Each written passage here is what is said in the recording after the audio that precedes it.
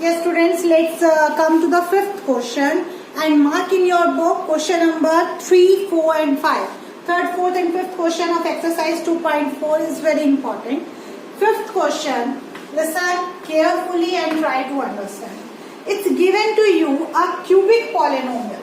The cubic polynomial, first part I am taking, it's given to you x cube minus 2x square minus x plus 2. Till here we have discussed only and only the factorization of a quadratic equation. Now we are going to discuss a cubic polynomial. A cubic polynomial, how to solve? First of all, we need to find the first factor. First factor we will find by hit and trial method.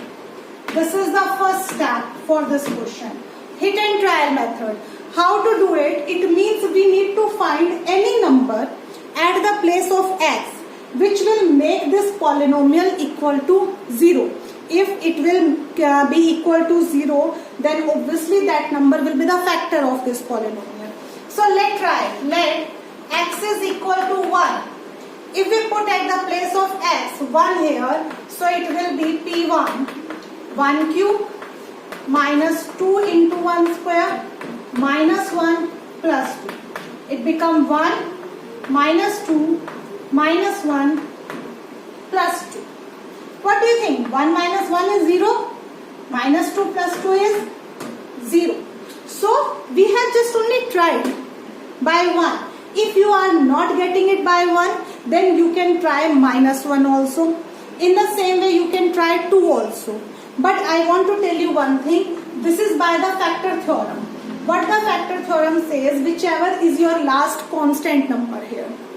These numbers 1, 2, minus 1, minus 2, these always should be the factor of this. Whichever are the factors, just only any one term will make it equal to 0 from those factors. As like the 2 factors plus 2. Plus 2 factors are plus 1 and plus 2. So definitely plus 1 or plus 2 will be the factor of this. If it would be minus 2 here, then you will take plus 1 also, minus 1 also, plus 2 also, minus 2 also. Just try by any number you will get as a factor. It is not there that each and every number, no. Any one number you will get as a factor. So by this we have got that 1 is its factor when x is equal to 1. If x is equal to 1 and I bring it on this side, then it will be x minus 1. So we can say x minus 1 is a factor of this px. Got it? Now after this your main step comes. Now by this x minus 1 you have to divide this polynomial. How to divide it? As I have taught you the long division method. Let's discuss the long division again. It was your this polynomial. Now we have got x minus 1 as a factor. So we need to divide this polynomial with x minus 1. So how to divide it? We need to take this x, we need to make equal to x cube. So if we multiply with x square, so it will be x cube minus 1 into x square is minus x square. After this you have to subtract this from this. So x cube, it will be, whenever we are subtracting, signs will be changed. X cube minus x cube cancel. Minus 2x square plus x square is minus x square. Let's bring this term down. Now we need to make this x equal to minus x square. So let's multiply with minus x.